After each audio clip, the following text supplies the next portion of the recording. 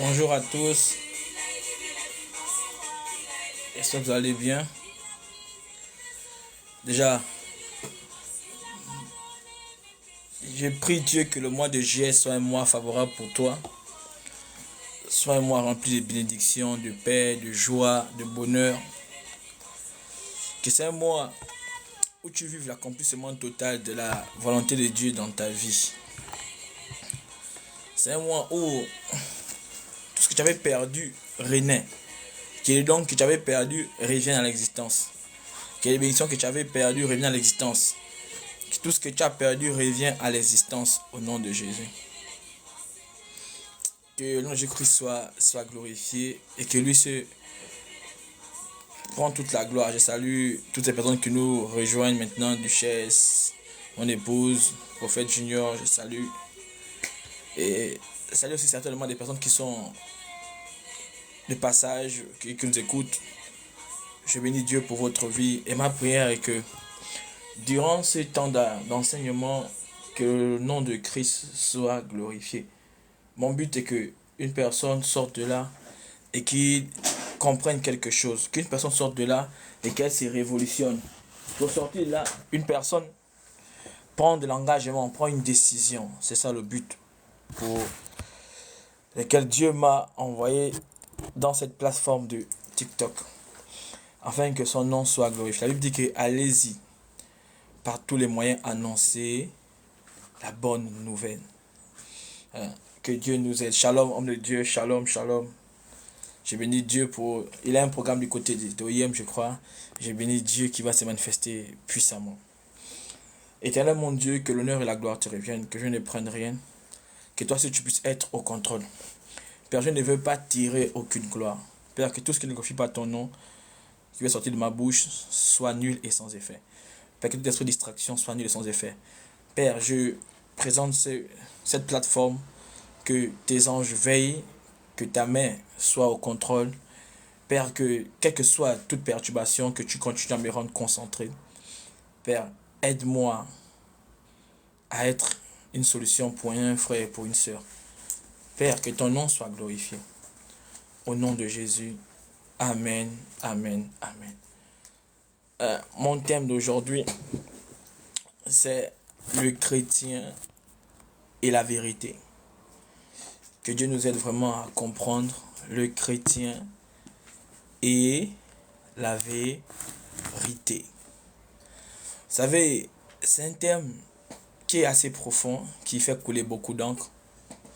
Nous allons voir, selon la Bible, c'est quoi un chrétien, avant de parler de la vérité. Parce que logiquement, un chrétien qui n'est pas associé à la vérité, nous allons voir. Or, nous appelons chrétien toute personne qui est associée logiquement à la vérité, selon ce que nous disent l'Écriture. Et la question que certainement beaucoup se posent, c'est quoi être chrétien d'abord? Oui, c'est très important. Je crois que être chrétien, c'est prendre librement Christ pour modèle. C'est avoir rien qu'un seul modèle, c'est avoir Christ comme modèle.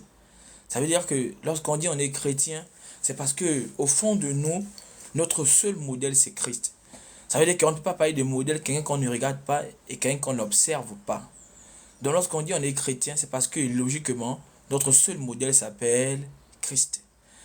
Être chrétien, c'est avoir Christ comme modèle, comme avoir une vie, comme modèle de vie. C'est ça être chrétien. Être chrétien, c'est notamment respecter l'évangile. C'est vivre en conformité selon l'évangile, qui est la parole de Dieu. Être chrétien, c'est vivre. Vous savez, la vie chrétienne n'est pas d'abord une religion. Elle n'est même pas une religion, non. La vie chrétienne est une nature, est un mode de vie. Vous savez, lorsque Jésus est venu sur la terre, ne sois pas étonné, tu n'es pas la toute première personne sur la terre à être entourée de plusieurs religions. Notamment Jésus, lorsqu'il est venu, il y avait beaucoup de religions autour de lui. Il y avait des pharisiens, il y avait des sadducéens, il y avait des romains, il y avait beaucoup de doctrines, il y avait beaucoup de religions autour de lui. Mais pourquoi Jésus n'est pas inscrit dans cette religion? Parce que Jésus, en faisant ça, il vient te démontrer que la vie chrétienne n'est pas une religion. Non, la vie chrétienne est un mode de vie. La vie chrétienne est une nature, est un comportement. C'est très important. Être chrétienne, c'est prôner les valeurs même du ciel. C'est prôner l'éthique même du ciel. Alors, beaucoup disent qu'ils sont chrétiens. C'est vrai, il faut toujours retourner d'abord. Il faut revenir toujours à la source du mot chrétien. Pour pouvoir prendre un nom, pour pouvoir refléter une identité, il est quand même important de savoir l'origine de cette identité. D'où provient ce nom? Ce nom a été donné par qui? À quel moment? Pourquoi on s'identifie à ce nom aujourd'hui à l'église? Et je t'en supplie, pour ceux qui me connaissent déjà, lorsque je viens, prends la peine d'avoir ta Bible avec toi pour vérifier. Certains, nous rentrons dans le mois de juillet, et je bénis Dieu parce que tu commences le mois de juillet avec un enseignement. Et j'ai pris que ce mois, la parole de Dieu t'impacte. Que durant ce mois, tu prends d'autres résolutions. Tu décides d'être intime à la parole de Dieu. Il faut comprendre que le mot chrétien n'apparaît que 3 fois dans notre Nouveau Testament. C'est très important. Mais la toute première fois est la fois d'abord qui doit nous impacter, qui doit nous pousser à comprendre l'origine d'être chrétien. Allons-y dans Acte 11 à partir du verset 26. On va laisser mal l'essentiel pour ceux qui veulent aller jusqu'à la suite de verset 23 à verset 26. Mais dans le verset 26, il dit: et l'ayant trouvé, il l'amena à Antioche. Pendant toute une année, il s'est réuni aux assemblées de l'église. Et ils enseignaient beaucoup de personnes. Ce fut à Antioche, pour la première fois, que les disciples furent appelés chrétiens. En fait, lorsqu'on a décidé d'appeler les gens chrétiens, c'est pas parce qu'ils annonçaient simplement l'évangile, non. La Bible dit dans Matthieu 7 qu'on les reconnaîtra par leurs fruits. C'était non seulement ils annonçaient l'évangile, mais l'évangile qu'ils annonçaient était un avec leur caractère. L'évangile qu'ils annonçaient était un avec leur identité. L'évangile qu'ils annonçaient était un avec leur mode de vie. Alors certains gens autour d'eux ont remarqué, ils ont observé ces personnes. Et la nature des chrétiens vient de la vie de Christ. chrétien veut dire vivre comme Christ. Chrétien veut dire, lorsqu'on te observe, on voit la vie de Christ se refléter en toi. Donc la toute première fois qu'on les a appelés chrétiens, c'est parce que lorsqu'on les a analysés, lorsqu'on a regardé, on a vu la nature de Christ en eux. On a vu le divin se manifester. C'est à ce moment-là que le verset qui dit que non, hein, nous sommes des dieux, a pris de l'ampleur. Parce que Dieu n'appelle pas tout le monde Dieu, mais Dieu appelle Dieu celui qui vit comme lui. Alors les gens ont compris que non, ils avaient un caractère qui était hors pair des humains, qui était hors pair de la chair. Ils avaient un caractère qui représentait le divin, qui représentait une communion avec le ciel, avec Christ. Alors on a décidé de les appeler chrétiens. Jusqu'alors, je prends la peine de bien définir parce que c'est ça l'enseignement, c'est qu'on comprenne nous tous, que chacun d'entre nous puisse comprendre quelque chose. Et au sortir de là, s'identifie, analyser et savoir dans quelle situation il se trouve et pouvoir revenir au Père. Que Dieu nous aide à comprendre. C'est très important. Et l'une des deuxièmes fois où on a encore fait sortir le mot chrétien, ça veut dire la première fois qu'on les a appelés, le mot n'était pas encore connu, ce nom n'était pas connu. Mais la toute première fois que son nom a été connu, c'est dans Acte 11. Ça veut dire que ce nom est maintenant connu. Donc, on sait maintenant que pour les distinguer, ces personnes les appellent comment? Des chrétiens. Dans Acte 26, à partir du verset 28, la Bible dit quelque chose. On dit, et Agrippa dit à Paul, tu vas bientôt me persuader de devenir chrétien. Alors nous voyons que le nom a déjà pris de l'ampleur, hein, la renommée s'est déjà installée. Alors on sait maintenant différencier ces personnes qui vivent différents du monde, ces personnes qui vivent différents des païens, ces personnes qui vivent différents de la religion. Ils ont été appelés chrétiens. Et la dernière fois que ce nom apparaît, c'est dans 1 Pierre 4. Hein, nous sommes sur le thème le chrétien et la vérité. Et ça, la présence de Dieu, de l'homme de Dieu, on dit Shalom de Dieu, que Dieu te bénisse. Hein, la dernière fois que ce mot apparu, c'est dans 1 Pierre 4, à partir du verset 16 à 18. Mais je vais prendre le verset simplement. Il dit, mais si quelqu'un souffre comme chrétien, qu'il n'en ait point honte de l'évangile. Si l'homme de Dieu était disponible, s'il est disponible, après je pourrais le faire monter pour qu'il puisse aussi nous enseigner. Hein? Si l'homme de Dieu est disponible, bien sûr, il va renchier par rapport à ça. Hein? Voilà, que Dieu nous bénisse, prions qu'il soit disponible parce qu'il bouge aussi beaucoup. Voilà, il dit, mais si quelqu'un souffre comme un chrétien, qu'il n'en ait point honte. Vous avez vu que la dernière fois qu'on a encore utilisé le mot chrétien, comme pour dire quelqu'un qui doit accepter la souffrance. Si le maître, on a dit que être chrétien, c'est référé au modèle de Christ. Alors si nous disons que Christ s'est référé aussi par sa souffrance, alors il est important, il est nécessaire que nous passons par là où le maître est passé. Donc un chrétien, c'est quelqu'un qui n'emprunte que le chemin emprunté par son maître. Vous voyez, autrefois, pourquoi j'ai pris d'entrée de jeu par explication mon sujet? Parce que aujourd'hui de nos jours, ce mot a perdu le sens. Vous voyez, plus on grandit, plus le monde s'est développé, plus ce mot, être chrétien, a perdu tout son sens. Vous voyez, on a résumé maintenant être chrétien à cause de ce que les gens présentent de l'extérieur. Or, on a vu tout à l'heure qu'on n'a pas appelé chrétiens à cause de leur extérieur seulement, mais on les a appelés chrétiens parce que leur extérieur était en accord avec leur intérieur. Or, malheureusement, dans le temps où nous sommes là, que nous traversons, hein, le mot chrétien a perdu une grande partie son sens. Lorsque nous prenons Tite 3, verset 5, il dit quoi? C'est par les bonnes œuvres que nous avons été sauvés. Dans Tite 3, à partir du verset 5, il dit c'est pas par les bonnes œuvres que nous avons été sauvés. Or, le mot chrétien a pris maintenant son sens à cause des actes que le monde pose. Ça veut dire, on appelle maintenant chrétien, ça veut dire quoi? Ce mot qui a été dit qui a été donné parce que les gens ont observé, les gens ont été touchés, les gens ont vu la gloire de Dieu dans leur vie. Aujourd'hui, ce mot perd son sens, ce mot maintenant attribué à une sorte de religion, à une sorte de coutume. Ça veut dire quoi? Ça veut dire simplement qu'on a ramené les choses de Dieu aux choses simples, aux choses humaines. Donc, ça veut dire quoi? Aux choses religieuses. Donc, en un mot, être chrétien, c'est toute personne qui part à l'église un dimanche. Voyez comment le diable a réussi à faire tordre la définition du chrétien, à ramener ça au sens basique, au sens terre à terre.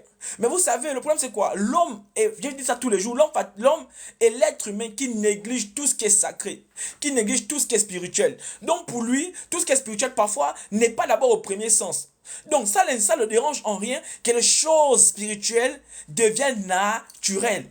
Oh, la nature en un mot, la société appelle maintenant chrétiens plus ceux qui vivent comme Christ, mais ceux qui partent à l'église, ceux qui ont une dénomination quelque part, ceux qui ont la connaissance d'un homme de Dieu, ceux qui vont dehors et font les dons aux orphelins, ceux qui vont dehors et font les dons aux veuves, ceux qui sont dehors et font des aumônes constamment. On a appelé ça des chrétiens. Il est très important de comprendre ça. Ce mot a commencé à changer de sens. Ça veut dire que ne peut plus être appelé chrétien celui dont on observe la vie chrétienne, celui qu'on observe Christ en lui, non. Mais être appelé chrétien, quelqu'un qui a changé son nom a mis l'enfant béni de Jésus. Quelqu'un qui a mis son nom, vous voyez pourquoi dès que les personnes se rencontrent, la question qu'il pose c'est est-ce que tu es chrétien? En un mot, pas le sens que est-ce que tu reflètes Dieu en toi? Non. Mais quand on dit est-ce que tu es chrétien, ça veut simplement dire que est-ce que tu fréquentes une église? Or, au commencement, quand on va dans la manière on appelait chrétien, c'est parce qu'il fréquentait des églises. Mais c'était à cause du témoignage qu'il présentait. Et ce nom en train de perdre de la valeur. Donc, ce qui veut dire que même un malfrat aujourd'hui peut être appelé chrétien. Même n'importe qui peut être appelé chrétien. Mais la gloire revient à qui? Que la gloire revient à Dieu. Donc, voilà pourquoi il faut qu'on recadre certaines choses. À quel moment ce mot prend de l'ampleur? À quel moment ce mot a un sens? On a appelé chrétien toute personne qui dirige un comité. On a appelé chrétien tout pasteur qui prêche. On a appelé chrétien toute personne qui prophétise. On a appelé chrétien toute personne qui parle au nom de Dieu. Mais ça veut donc dire que certainement, si le magicien qu'on appelait Siméon était encore de nos jours, on devait aussi l'appeler chrétien. Oui, on devait aussi l'appeler chrétien en fait. Si la femme qui prophétisait avec le python, d'ailleurs elles y sont toujours, on les appelle aussi des chrétiens. Parce qu'on a fait croire que ce nom est attribué à toute personne qui dit Jésus. Or, Jésus dit que c'est pas parce que vous dites Jésus que vous tous rentrez au ciel. Mais nous, on a dit que être chrétien, c'est parce que nous tous nous proclamons le nom de Jésus. C'est parce que nous rentrons dans une église et nous disons Jésus est Seigneur. Et on appelle cette personne chrétien. Vous voyez, lorsque tu veux rentrer à l'armée pour des pays un peu développés, il y a ce qu'on appelle une enquête de moralité. Mais aujourd'hui, on donne le nom chrétien, l'identité, l'éthique chrétien à n'importe qui, sans même observer. Parce que mon peuple périt faute de connaissance. Et nous avons bafoué ce nom. Nous avons trimballé ce nom. C'est à cause de nous que les choses sacrées perdent leur sens. À cause de notre légèreté. À cause de notre façon de appeler n'importe qui fils de Dieu, même quelqu'un qui ne marche pas sur la volonté de Dieu. Pourquoi? Parce qu'aujourd'hui, nous avons dilué l'évangile. Nous prêchons pour attirer le nombre. Nous prêchons pour avoir la plus grande communauté. Nous prêchons pour être certainement l'homme le plus suivi. Frère, une blessure a toujours plus de mouches qui la suivent. S'il y a une chose où il y a plus d'ampleur, c'est que la police, la blessure, c'est les mouches. Frère, beaucoup sont des blessures dans les églises. Ils croient que le plus grand nombre démontre qu'ils sont hommes de Dieu. Parfois, le plus grand nombre est suivi par des mouches. De la même manière que la blessure a de succès auprès de la mouche. De la même manière que un cadavre a du succès auprès des mouches. De la même manière que beaucoup de gens dans les églises sont entourés de mouches. Parce que ce qu'ils prêchent, c'est les choses qui sont pourries. Et la mouche aime ce qui est pourri. Les asticots aiment ce qui est pourri. Et ils acclament. En fait, le bruit des mouches là, ce n'est pas une élévation. C'est une manière de te sucer. Vous voyez comment le mot chrétien a perdu un sens. Où aujourd'hui tout le monde est chrétien. Que ce soit le faux et chrétien. Oh, la Bible dit dans le psaume 1 que le pécheur ne résiste pas dans l'assemblée des justes. Mais de nos jours dans nos églises, 99% sont chrétiens. 100% sont chrétiens.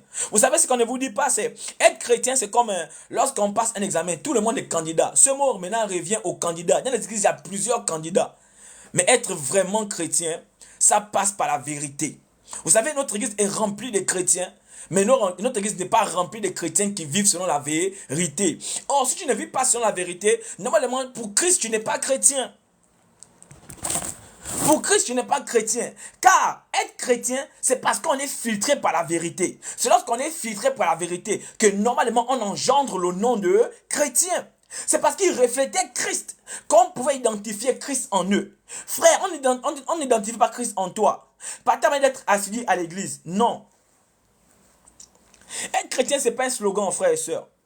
Un chrétien, ce n'est pas une habitude. Ce n'est pas une coutume. Être chrétien, c'est un mode de vie. Mais un mode de vie selon quoi? C'est la vraie question. Selon la vérité. La Bible dit que Jésus soit loué en vérité. Que Jésus soit loué dans la vérité. Toute louange qui sort sans être vérifiée, qui t'amène à la vérité, est une louange qui fait le bruit aux oreilles de Dieu. Vous savez, aujourd'hui, Christ prend plaisir dans la vérité. Christ ne prend pas plaisir dans le bâtiment.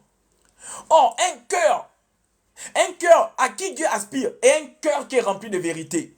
Or, la vraie question, c'est beaucoup de chrétiens ne vivent plus dans la vérité. Ils sont cachés derrière une religion. Ils sont cachés derrière le nom d'une église. Ils sont cachés derrière l'appartenance d'une communauté. Mais en réalité, ils ne sont pas dans la vérité. Or, parler de la vérité et être dans la vérité, c'est deux choses différentes. Vous savez, nous sommes dans la lettre. La lettre tue. Beaucoup connaissent la lettre, mais beaucoup ne pratiquent pas la lettre. Or, connaître la vérité et pratiquer la vérité, c'est deux choses différentes. Même le diable connaît la vérité. Mais la différence entre un vrai chrétien et le diable, c'est au niveau de la pratique de la vérité. Car le diable ne peut pas pratiquer la vérité. Ce concept de la vérité est opposé au concept du diable. Ça veut dire quoi? On l'appelle père du mensonge. Et lorsqu'on parle du contraire de la vérité, c'est le mensonge. Donc il y a 100% qui sont chrétiens, mais la majorité appartiennent au concept du mensonge. Donc en un mot, on ne peut pas appartenir au concept du mensonge et être fils de Dieu. Car la vérité et le mensonge sont opposés. La vérité et le mensonge sont opposés. Voilà pourquoi nous allons prendre notre Bible dans Jean. Prenons Jean. On va parler du peuple de Dieu. Dieu n'a pas dit ça à l'autre côté. Dieu n'a pas dit ça aux Romains. Dieu n'a pas dit ça aux Égyptiens. Dieu n'a pas dit ça aux Éthiopiens. Dieu a dit ça à ceux qui s'appelaient Juifs, donc les enfants d'Abraham.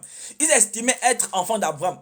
Mais lorsque je lisais ma Bible dans Matthieu ce matin, Dieu dit aux disciples que je vous envoie dans la maison dans la maison des enfants perdus d'Israël. Donc bien que c'était peuple d'Israël, ça ne voulait pas dire qu'il y avait aussi des personnes qui étaient perdues étant israélites. Frère, est-ce que tu viens à l'église que tu es retrouvé? Dans l'église, il y a des enfants qui sont perdus. Allons-y dans Jean 8, verset 31. Écoutez ce qu'il dit. Il y a un dialogue entre ceux qui se font appeler enfants d'Abraham. Il dit aux Juifs qui avaient cru. Écoutez, il dit aux Juifs qui avaient cru. Or, beaucoup sont restés à croire en Jésus. Mais frère, s'arrêter à croire en Jésus, ce n'est que le commencement. Parce que Jésus a laissé quelqu'un qui doit prendre le relais. Si tu n'es pas celui qui prend le relais, tu ne peux pas marcher dans la vérité. Parce que le Saint-Esprit est celui qui va nous convaincre de vivre dans la vérité. Il dit aux Juifs qui avaient cru en lui, si vous demeurez dans ma parole, vous êtes pas mes disciples. On peut être disciple de Dieu et ne pas être vraiment disciple de Jésus. On peut être baptisé, on peut être né de nouveau et ne pas être réellement né de nouveau. Attention, il dit, vous connaîtrez la vérité et la vérité vous affranchira. Je vais m'arrêter par là d'abord pour commencer là. Dans Osée 4, verset 6, il dit une chose. Il dit, mon peuple périt faute de connaissance. Waouh. En un mot, c'est quoi la connaissance? Et c'est quoi la vérité? Donc, la connaissance de quoi et de qui? Et pourquoi? Donc, le problème c'est que les gens se sont arrêtés à la connaissance, mais sans rentrer dans la vérité. Frère, lorsque vous ceux qui ont pris de l'avion, lorsque vous quittez la France pour l'Afrique certainement, vous passez par le Sahara. Beaucoup sont passés par la vérité, mais passés par quelque chose. Ne veut pas dire que tu es rentré dans la chose. C'est deux choses différentes. Il dit, connaître la vérité selon Dieu, c'est quoi? C'est d'abord demeurer dans la parole de Dieu. Or, le vrai problème de ceux qui s'appellent chrétiens aujourd'hui, c'est qu'ils n'ont pas la vérité. Ils ont la connaissance, mais ils n'ont pas la vérité de ce qu'ils ont. Pourquoi? Parce qu'ils ne demeurent pas dans la parole de Dieu. Or, tu ne peux pas rentrer dans une connaissance si tu ne t'instruis pas. Ce qui permet à des gens d'avoir la connaissance et de mettre ça en pratique, c'est parce qu'ils passent d'abord du temps à s'instruire. Donc tu ne peux pas connaître la vérité si tu ne passes pas ton temps à t'instruire. Parce que la vérité est une connaissance. Et une connaissance se trouve dans un livre. Une connaissance se trouve dans un endroit un endroit spécialement rempli pour instruire. La vérité se trouve dans un endroit qui était dédié pour instruire. Et quelque part dans un Jean, on dit que l'onction vous enseignera toutes choses. Donc, tu ne peux pas être enseigné si tu n'es pas à l'endroit où on enseigne. Que Dieu nous aide. Que Dieu nous aide. Vous savez, beaucoup de chrétiens se sont arrêtés au niveau de la lettre. Et la Bible dit que, dans 2 Corinthiens, on dit que la lettre tue. Beaucoup d'entre nous connaissent la lettre. On est venu à l'église, on dit, Jean 1 dit quoi? On commence avec la parole. Connaître la lettre et vivre la lettre, c'est deux choses différentes.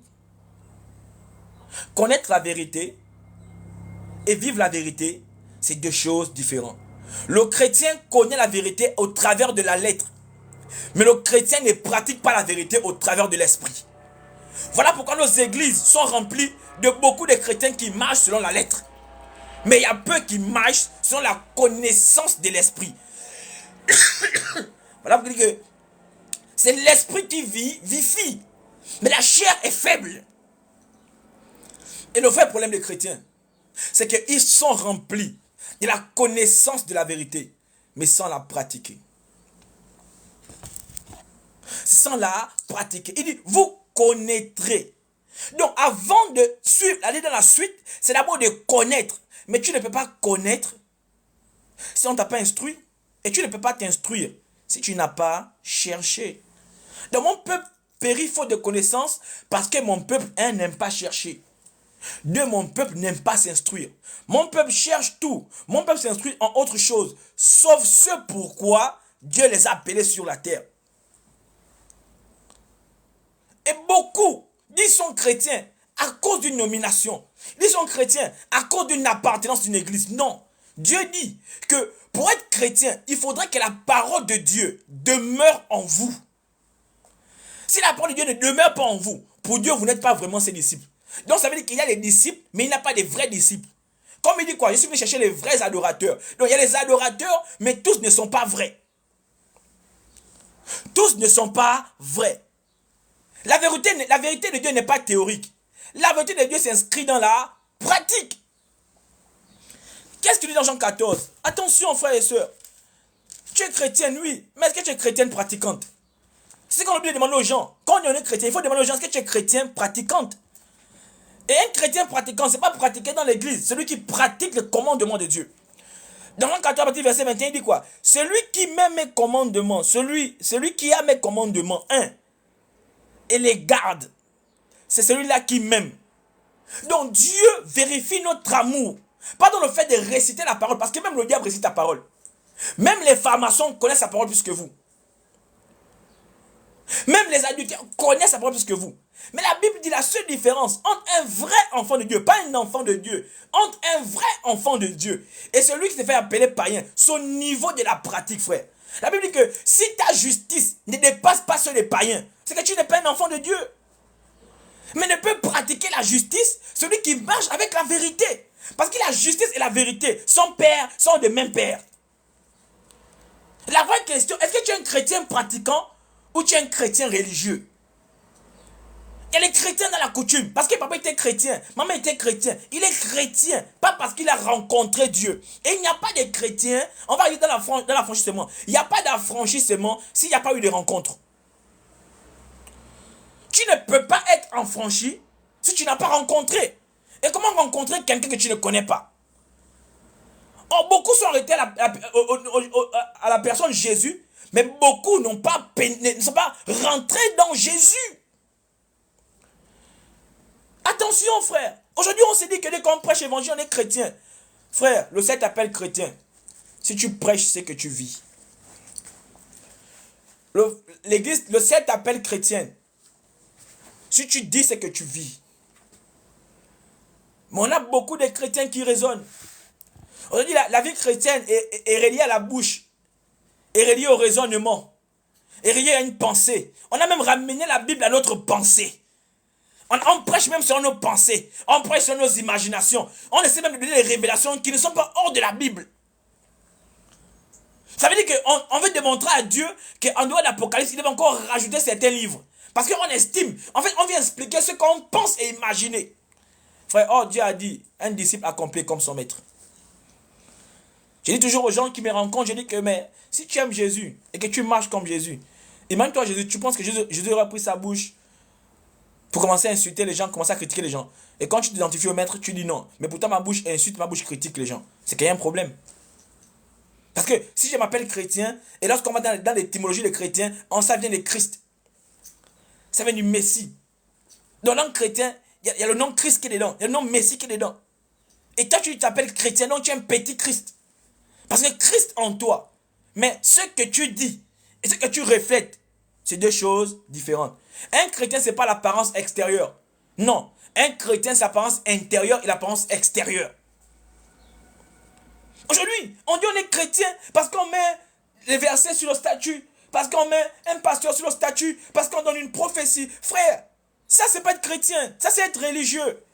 Être chrétien, c'est vivre comme Christ, c'est refléter Christ en dehors de ta maison comme dans ta maison. Ça veut dire que le témoignage que tu as à l'église, c'est le même témoignage que tu gardes dans le quartier. En fait, être chrétien, c'est avoir un témoignage qui glorifie Dieu.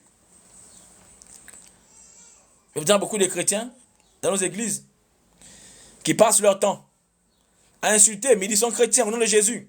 Ils passent leur temps à maudire au nom de Jésus. Écoutez ça. Être chrétien, on est maintenant sur la vérité. Il faut comprendre une chose. Que la vérité, c'est quoi en fait? C'est quoi la vérité en un mot? Parce que c'est aussi ce qu'il s'agit. Vous connaîtrez la vérité. Mais pourquoi on doit connaître la vérité? C'est quoi la vérité? C'est la vraie question. C'est quoi la vérité? Puisqu'on a parlé de la connaissance. Maintenant, c'est quoi la vérité? En fait, la vérité est une lumière. La vérité est une lumière qui vient pour nous éclairer, qui nous permet de sortir des ténèbres. C'est très important. La vérité est cette connaissance qui nous éloigne de l'ignorance. Or, tu peux prier, la prière ne t'éloigne pas de l'ignorance. Non. Aucune prière ne t'éloignera de l'ignorance. Ce qui t'éloigne de l'ignorance, c'est la connaissance de Dieu. Il dit, au commencement, était quoi? Était la parole. Allons-y dans Jean 1. Au commencement était la parole. Jean 1, verset 9 dit quoi? Il dit, était quoi? Était la parole. Allons-y dans Jean 1. Au commencement était la parole. Jean 1, verset 9 dit quoi? Il dit, parole est Dieu. Et si on parle de connaissance pour atteindre la vérité, c'est que tu dois avoir la parole. Parce qu'il n'y a pas de connaissance pour accéder à la vérité sans passer par la parole. La parole est indissociable de la vérité de Dieu. Parce que Dieu est justice. Vous savez, le ministère de la justice doit travailler avec la vérité. Donc, si son trône est basé sur l'équité et la justice, ça veut dire que Dieu travaille avec la vérité. Un Dieu sans vérité n'est pas un Dieu. Et nous prions le seul Dieu qui est véridique. Voilà pour le Dieu que tu pries, c'est le Dieu qui marche sur la vérité. Donc, si tu pries un Dieu qui marche sur la vérité, il est important que tes œuvres doivent refléter la vérité. Et lorsqu'on parle de vérité, on parle de transparence.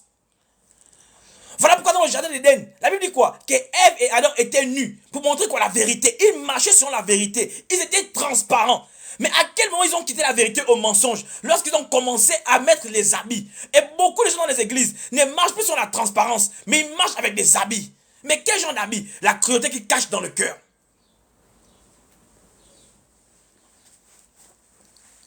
Adam et Ève, aussi longtemps qu'ils étaient vrais, la Bible dit qu'ils étaient nus devant Dieu. La vérité, c'est la transparence dans le corps extérieur comme dans le corps intérieur. Quelqu'un qui marche dans la vérité, c'est quelqu'un qui est honnête. C'est quelqu'un qui est vrai. C'est quelqu'un qui est transparent.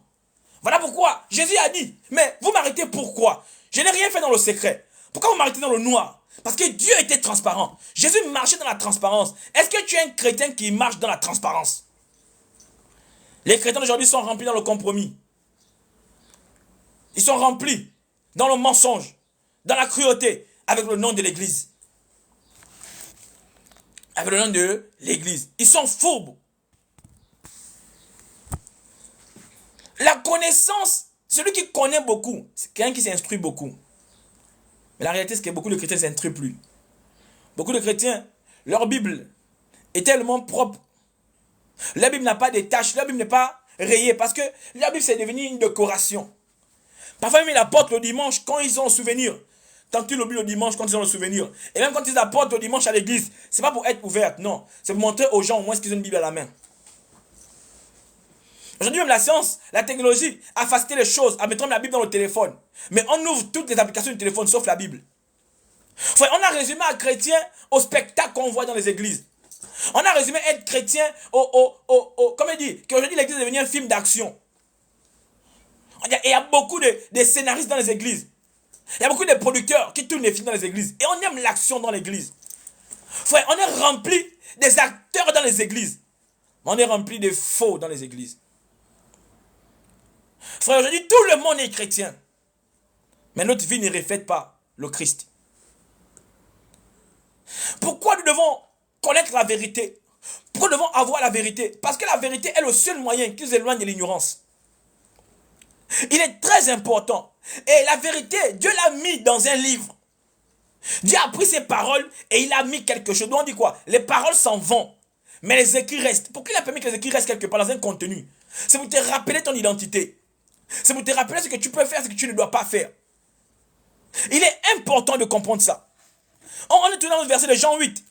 Jean 8, verset, on ne parle du peuple de Dieu. Il dit quoi? Il dit vous connaîtrez la vérité. Allons-y.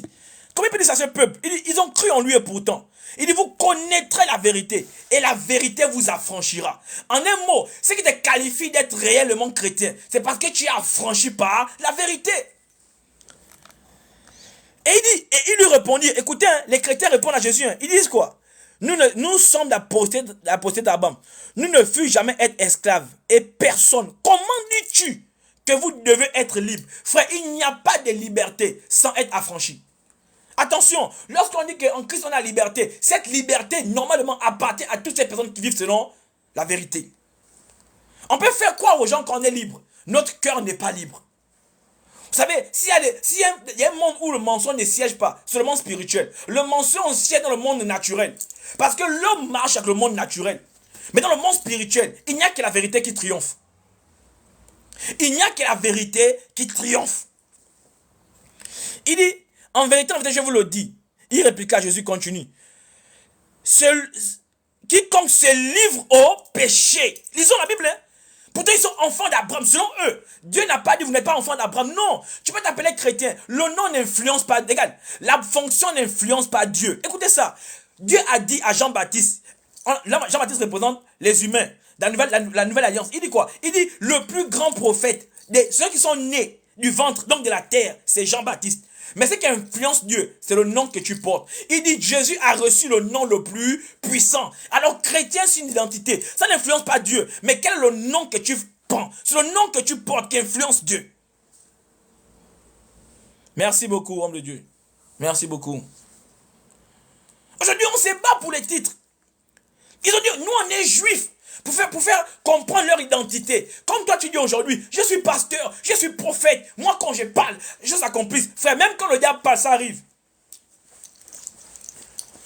Même le diable aussi a parlé dans l'église, non? Dans la Bible, le diable aussi parle, non? Il n'y a pas que Dieu qui parle dans la Bible. Simon le magicien, est-ce qu'il ne parlait pas? Les gens disaient quoi? Qu'il est de Dieu. Les gens crurent que Simon était de Dieu.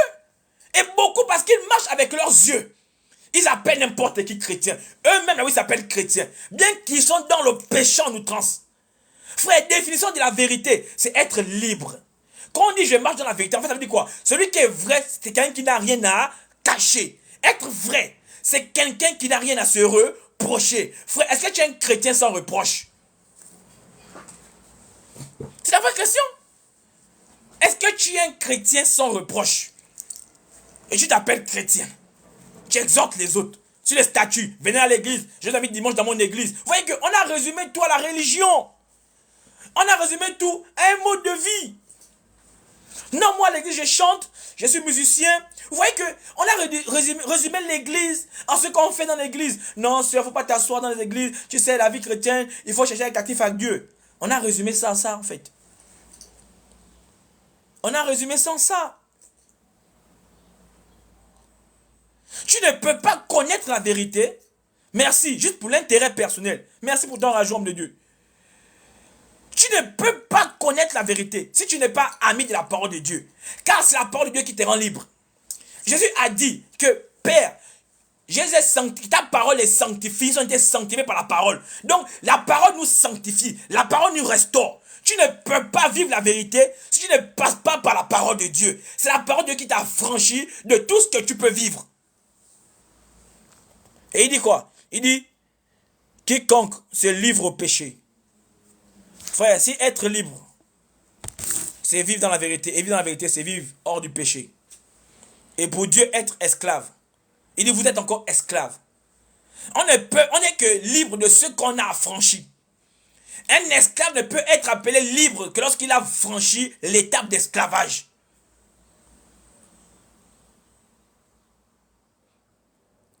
Ok. Rappelle-moi ça. Je verrai certainement. Je passe lundi, mercredi. Je vais retenir ça. Si tu es encore là jusqu'à la fin, je t'en supplie. Rappelle-moi ça pour que je note ça pour faire aussi un live dessus. Parfois, on me donne des thèmes que je vais pas aller travailler. Voilà. La vie. Ok, t'inquiète pas, maman. On va parler de ça. Hein, servant de Dieu, t'inquiète pas. Mais rappelle-moi ça seulement à la fin. Certainement mercredi, je vais parler de ça.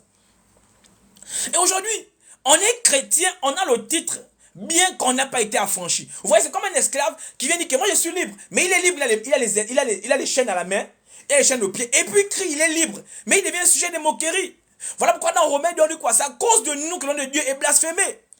Parce qu'on prétend avoir un nom, mais donc la vie ne reflète pas le nom qu'on porte. Et on dit les chrétiens. Et on marche à la maison. Moi je suis chrétien. Dieu n'a pas dit, Dieu n'a pas dit non, vous n'êtes pas enfant d'Abraham, mais Dieu n'a pas remis en cause leur nom. Le nom que tu peux te donner, l'identité que tu peux t'appeler même méga super bishop, pasteur 3 fois. Il faut aller en nom. Puissance divine. Nuit de la tuerie. Dieu s'en fout de quel que soit le titre que tu donnes à ton film. Dieu lui regarde le nom que tu portes. Il dit tout genou, fléchi. Pas devant une fonction, non, devant un nom.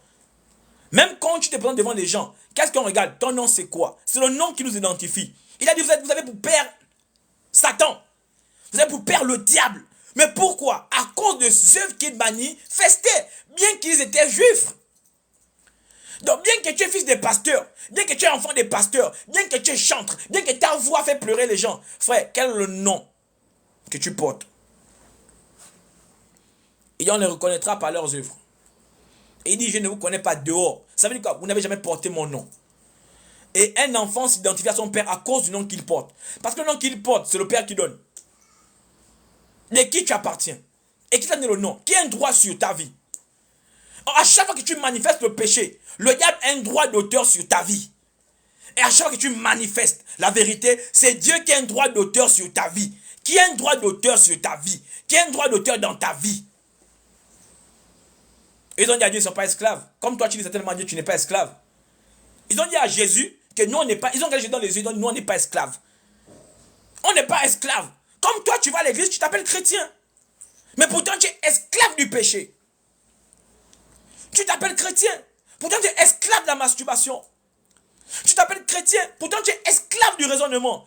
Tu es esclave de la désobéissance. Mais comment on peut s'appeler fils de Dieu et emprunter les voies du diable? Comment on peut s'appeler fils de Dieu et marcher selon tous les pensées du diable? Dans la désobéissance, le diable s'inscrit. Dans le mensonge, le diable est le père. On l'appelle père du mensonge. Donc, on a même attribué un titre. Il a le père du mensonge, le diable s'inscrit. Dans le mensonge, le diable est le père. On l'appelle père du mensonge. Donc, on a même attribué un titre. Il a le père du mensonge. Étant dans les comités, étant pasteur, beaucoup sont dans le faux. Beaucoup, leur marche avec Christ n'avance pas. Pourquoi? Parce que lorsque la vérité t'a franchi, la vérité te fait maintenant rentrer dans le monde surnaturel. Parce que ne peut vivre la vérité que ceux qui servent Dieu en esprit et en vérité. Donc, la vérité, celui qui marche en vérité, celui qui est connecté en esprit. Oh, la Bible dit que les enfants de Dieu sont conduits par l'esprit de Dieu. Donc, lorsque tu vois que ta vie chrétienne freine, c'est parce que tu ne marches pas totalement avec ton esprit. Voilà pourquoi Dieu a dit que si vous êtes réellement... Donc on peut être affranchi. On peut avoir un côté dedans et un côté dehors. Dieu n'est pas dans ça. Dieu n'est pas dans ça, frère. La vie chrétienne ne se résume pas au don que tu as. La vie chrétienne, c'est lorsque tu manifestes la vie de Dieu pleinement en toi. C'est lorsque tu ne prêches pas la lettre, mais tu vis la lettre. Prêcher la lettre et vivre la lettre, c'est deux choses différentes. La vérité, elle n'est pas sur la théorie. La vérité n'est pas théorique. La vérité est pratique. Car même le diable connaît la vérité. Donc frère, si parce que tu connais les versets, ou parce que tu jeûnes, ou parce que tu as les éloges du pasteur, frère, toi seul tu sais quand tu n'es pas dans la vérité. Et toute personne qui ne marche pas sur la vérité est esclave du péché. Frère, il n'y a pas l'ami du péché. Le seul qui a des amis s'appelle Dieu. Le diable n'a pas d'amis. Soit tu es esclave du diable. Il n'y a pas autre chose. Il dit, vous connaîtrez la vérité. Et la vérité vous affranchira. Une personne qui les manipule. Il dit, vous connaîtrez la vérité. Et la vérité vous affranchira. Une personne qui les manipule, il explique aussi certainement mieux que moi. Mais la vraie question, est-ce que tu es réellement affranchi par le Père? C'est quand tu regardes ta vie. Tu es affranchi par le Père ou tu es affranchi réellement par le Père? C'est deux choses différentes. Comme je dis, l'église est remplie de nouveaux-nés. Mais l'église n'est pas remplie des gens qui sont réellement nés de nouveau. La vraie question s'inscrit dans le réellement. La nuance, c'est dans le réellement. Ce n'est pas dans le fait de naître. Non. Est-ce que tu suis Dieu réellement? Est-ce que tu vois, beaucoup de gens prétendent être chrétiens, mais leur vie n'a pas été affranchie. Ils passent leur temps à se cacher dans les ténèbres, à faire des actes cachés, des actes ignobles qui ne glorifient pas Dieu. Excusez-moi. Il dit, si donc le Fils vous affranchit, ça veut dire on peut être affranchi, mais est-ce que réellement, tu ne peux pas être affranchi si tu n'as pas rencontré réellement le Fils? Écoutez, beaucoup ont rencontré le Fils, mais beaucoup n'ont pas été réellement affranchis. Judas a rencontré le Fils. Judas n'a pas été réellement affranchi. Simeon a rencontré le Fils, le lépreux. Il n'a pas été réellement affranchi. Les 9, les 10 lépreux, les 10 ont rencontré Jésus. 9 n'ont pas été réellement affranchis. Frère, tu ne peux qu'être affranchi lorsque tu acceptes le renoncement. Lorsque tu acceptes le brisement. Il n'y a pas de vérité sans dépouillement. Il n'y a pas de vérité si tu n'acceptes pas de te dépouiller. Tu ne peux pas vivre l'affranchissement si tu ne passes pas par le dépouillement. En fait, vous connaîtrez la vérité. Et la vérité va vous déshabiller. Pour vous habiller sur la vérité. La vérité est un habit qui n'a rien à voir avec l'habit du monde. Quand tu viens au chemin de la vérité, il est important que tu acceptes d'être dépouillé. Qu'on te remet d'un autre vêtement. Voilà pourquoi lorsque Jésus sort du tombeau, on lui enlève les habits qui étaient sales, qui étaient impurs, qui étaient souillés, qui étaient sales, qui étaient remplis d'idolâtres, pour le revêtir d'un autre vêtement. La vérité est un vêtement qui n'a rien à voir avec tout ce qui est souillé, un vêtement qui se distingue par son éclat. Donc en fait, être chrétien et vivre dans la vérité, c'est dégager un éclat spirituel comme charnel, un éclat spirituel comme physique, j'allais dire. Mais la vraie question, est-ce que tu dégages l'éclat? Est-ce que tu dégages le rayonnement donné par la vérité? Est-ce que tu es au contact de la vérité? Est-ce que tu dégages l'éclat? Est-ce que tu dégages le rayonnement donné par la vérité? Est-ce que tu es au contact de la vérité?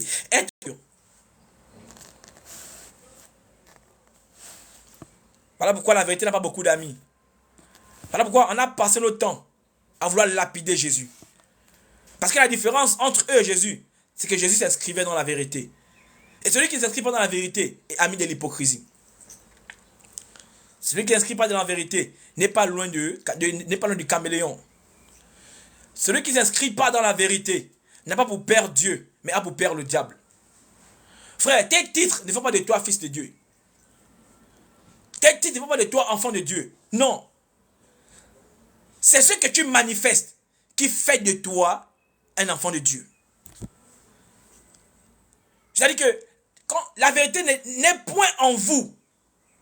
La vérité n'est pas sur nous, en nous. Pourquoi? Parce que la vérité, Dieu la regarde dans ton cœur. C'est-à-dire que la vérité, lisons notre Bible.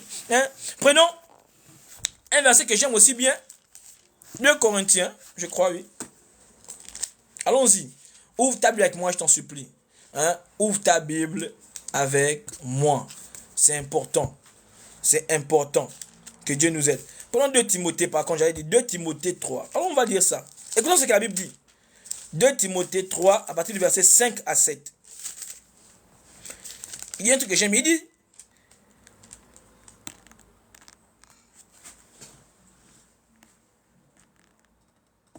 ce n'est pas à dire de nous-mêmes. Oh, j'ai ça 2 Corinthiens. 2 Timothée 3, verset 5. Il dit, ayant l'apparence, écoutons, hein, ayant l'apparence de la piété, mais reniant c'est 2 Timothée 3, verset 5. Il dit, ayant l'apparence, écoutons, hein, ayant l'apparence de la piété, mais reniant c'est chrétiens. Il faut bien comprendre. Ils ont accepté de vivre dans le faux, mais en manifestant l'apparence. Parce qu'aujourd'hui, être chrétien, c'est avoir une apparence. On dit, en apprenant toujours et ne pouvant jamais arriver, à quoi c'est? À la connaissance de quoi? De la vérité. Mais c'est quoi en un mot la connaissance de la vérité? La connaissance de la vérité, c'est de quitter les ténèbres à la lumière. Il dit quoi? La lumière est apparue chez les siens. Les siens ont fait quoi? À cause de leurs œuvres, à cause de l'état de leur cœur, à cause du goût du péché. Vous savez, beaucoup de gens, l'étiquette du péché, ont pris plaisir au péché. Ils refusent d'être affranchis. Ils refusent d'être dépouillés. Par exemple, dans nos églises, beaucoup aujourd'hui ne passent plus par le domaine de la délivrance. Mais quand tu rentres dans une maison sans être dépouillé, c'est comme si tu rentres dans une maison avec les caca à la boue, les caca au corps, et puis tu crois que les caca vont disparaître. Tu vas dans la maison là, mais cette maison va sentir en cause de toi. Beaucoup aujourd'hui, ils renoncent à la délivrance. Mais c'est suivre Jésus sans être délivré. Mais tu ne peux pas suivre Jésus en esprit en vérité. Parce que la délivrance est l'un des premiers processus. Et la délivrance marche avec la vérité. Par exemple, la Bible dit que celui qui renonce au péché, dépouille le diable. Mais celui qui dépouille, vous voyez, quand on parle de vérité, la vérité c'est tout quelque chose que on parle, on dénonce. Vérité c'est dénoncer. Être marcher dans la vérité, c'est... Quand on parle de vérité, la vérité c'est tout quelque chose que on parle, on dénonce. Vérité c'est dénoncer. Être marcher dans la vérité, c'est...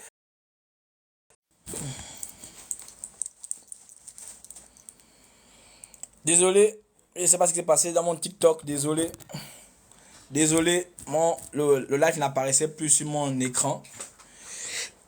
Mettez les cœurs s'il vous plaît. Le live n'apparaissait plus sur mon écran, je ne sais pas pourquoi. Mais que Dieu soit toujours glorifié. Hein? Voilà. Quand on parle de vérité, c'est mettre les choses au clair. C'est mettre les choses à la lumière. Voilà pourquoi la Bible dit que ce qui était révélé, ce qui était caché, il n'y aura plus rien de caché, car tout va être à la lumière. Dans le but de la lumière, c'est de nous apporter plus d'éclairage, plus d'ouverture, nous ouvrir les yeux. Voilà pourquoi Jésus est venu dire quoi? Je suis venu ouvrir les yeux à ceux qui étaient aveugles. En un mot, je suis venu à ce que les gens qui vivaient dans les ténèbres là viennent maintenant dénoncer les œuvres du diable. Tu ne peux pas marcher dans la vérité si tu ne dénonces pas les œuvres du diable. La différence entre celui qui est véridique et l'autre, c'est quoi? C'est que celui qui est véridique dit les choses telles qu'elles sont, sans arranger. Mais celui qui est dans le mensonge va toujours vouloir arranger les choses. Vous connaîtrez la vérité. Mais connaître la vérité et accepter qu'elle nous a franchi, c'est deux choses différentes. C'est deux choses différentes.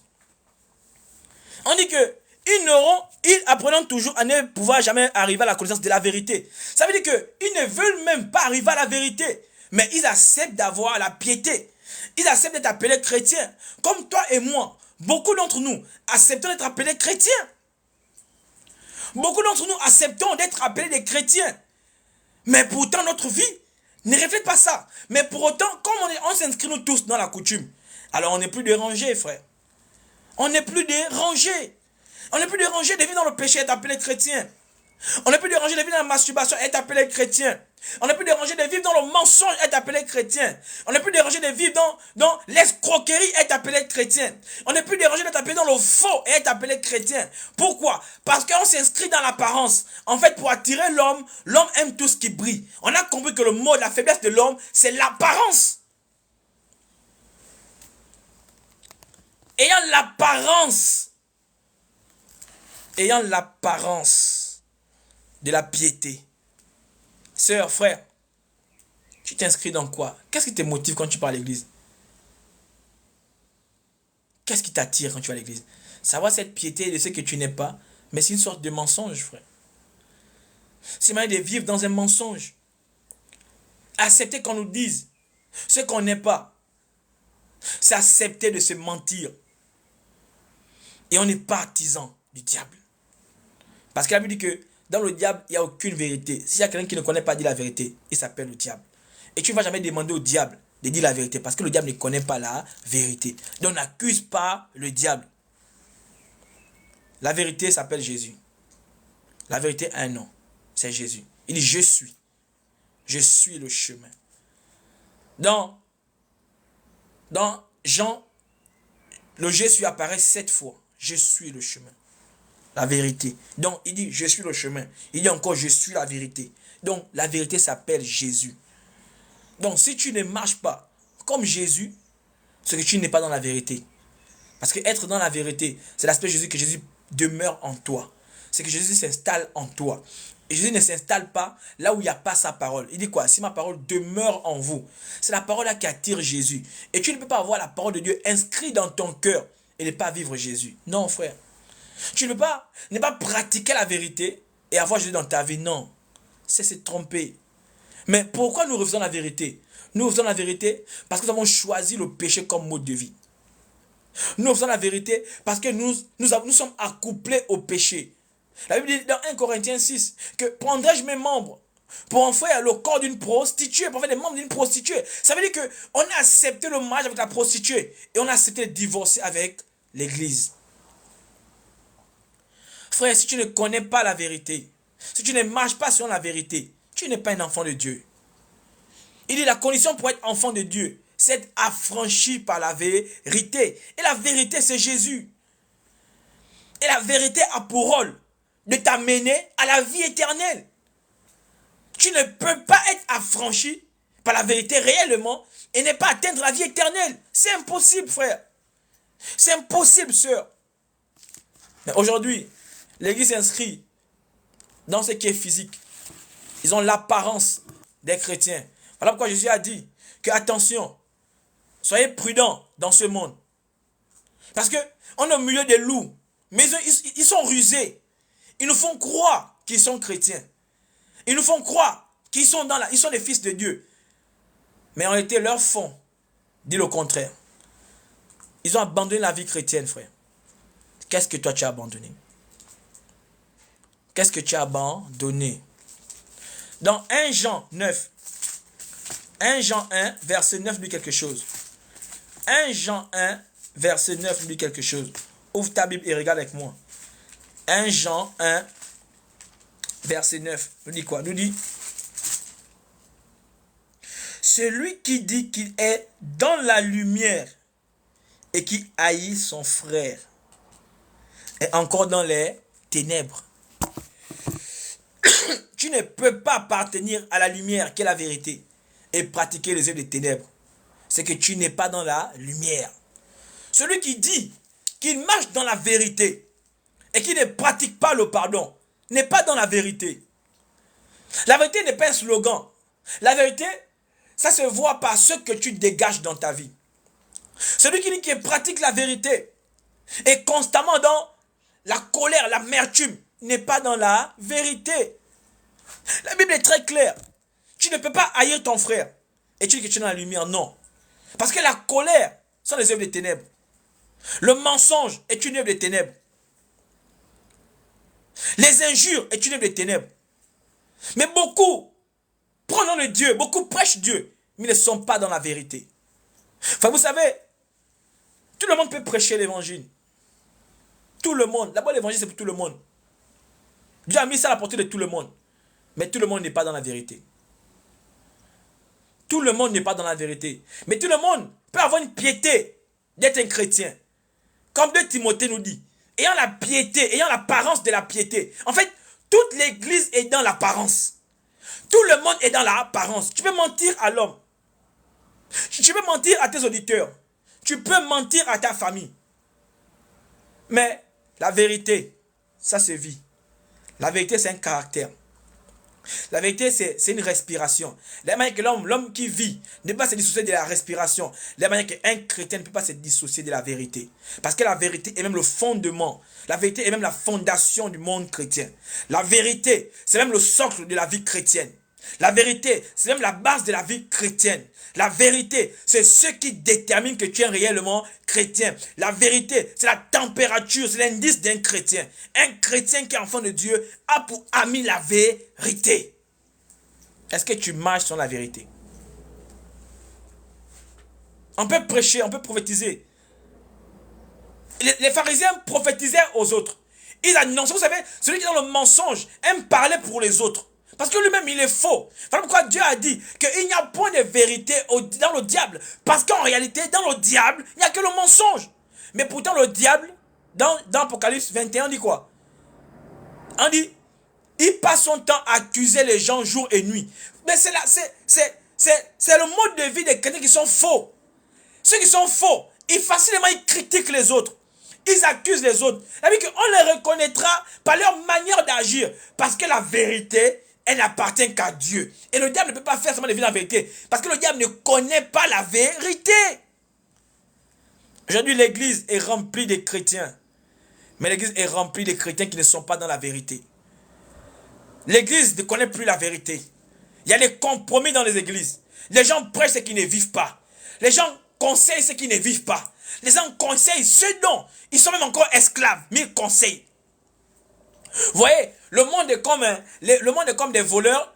Et lorsqu'un autre voleur, un autre compatriote vole, les mêmes voleurs là viennent le taper, ils le traitent de voleur. Parce qu'on a attrapé l'autre. Et ils viennent crier voleur, voleur. Comme ces personnes qui ont dit à la femme adultère, Seigneur, Seigneur, elle a commis l'adultère, il faut la lapider. Mais tous n'étaient pas dans la vérité. Mais pourtant ils accusaient. Frère, quand tu pratiques l'accusation, tu ne reflètes pas Dieu. Tu reflètes le diable. Beaucoup ont pour père le diable. Mais ils ont changé la naissance. Ils ont mis leur nom chrétien. Mais lorsqu'on appartient père, le nom, regarde, tu peux changer ton nom. Tu peux prendre la naissance, changer ton nom. Jamais changer le nom de ton père. Jamais. Donc tu peux changer ton naissance au niveau de ton nom. Tu mets chrétien. Mais lorsqu'on met né de père, le diable. Oui, ton acte de naissance va démontrer réellement qui est ton père. Et beaucoup s'inscrivent dans ça. On dit ayant l'apparence pieuse. Parce qu'on a déformé ce nom chrétien. Pendant que les autres, on les a appelés ça parce qu'ils reflétaient Christ. Ils vivaient la sanctification. Ils marchaient selon la foi, selon les commandements de Dieu. Ils appliquaient la parole de Dieu. Et là, le monde a dit, voici des vrais chrétiens. Alors le diable, pour changer, pour déformer ce nom, il a dit maintenant dans l'église que la coutume est rentrée. Car Dieu a dit dans Marc 7, que vous avez abandonné la parole de Dieu au détriment de vos traditions. Nous avons abandonné les préceptes de Dieu au détriment de ceux qui nous arrangent. Nous avons abandonné les commandements de Dieu au détriment de ceux qui nous favorisent. Nous avons délaissé les principes de Dieu au détriment de ceux qui nous fortifient. C'est ça l'église d'aujourd'hui. Tout le monde est appelé chrétien. Tout le monde est appelé chrétien. Il faut les voir à l'église. Même dans les habits, dans l'habillement, ils sont habillés des cheveux jusqu'aux orteils. Ils ont tellement couvert leur corps. On dit oui, elle est chrétienne, il est chrétien. Parce qu'on voit il est bien habillé. On a même rabaissé ce mot à l'habillement.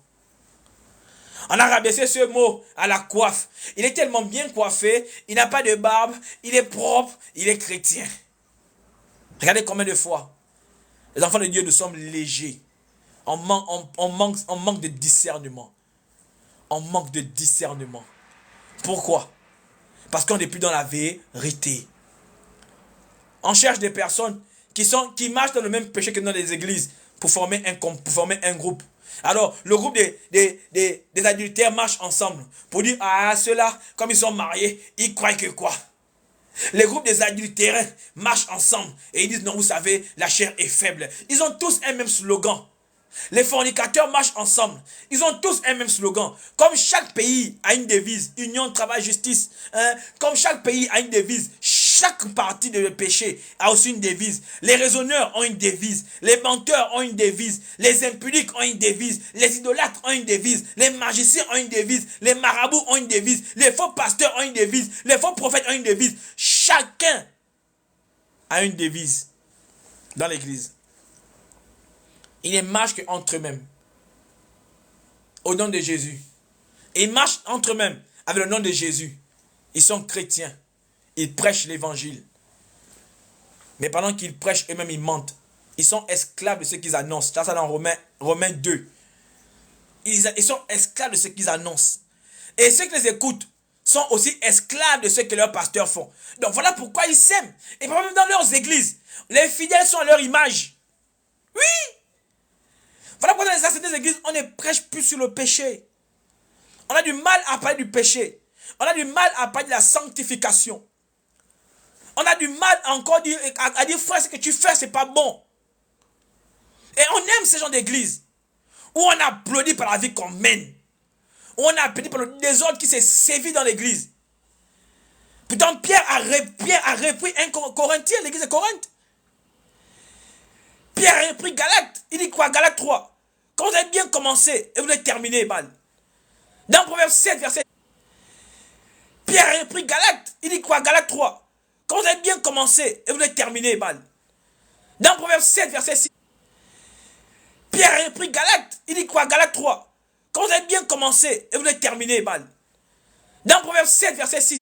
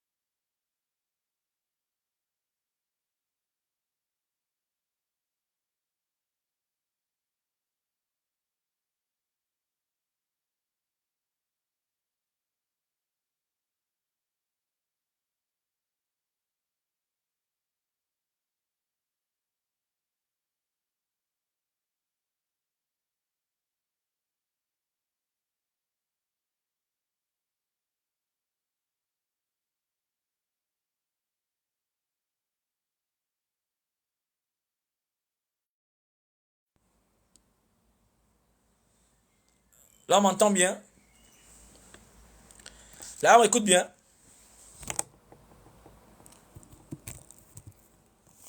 On m'écoute. Ah, Dieu soit loué. Ah, je ne sais pas ce qui se passe aujourd'hui. Hein. TikTok, je ne sais pas. Mais je continue. Un moment, le live a disparu. À un moment donné, ça passe. À un moment, ça ne passe pas. Mais je comprends. Je vais persister.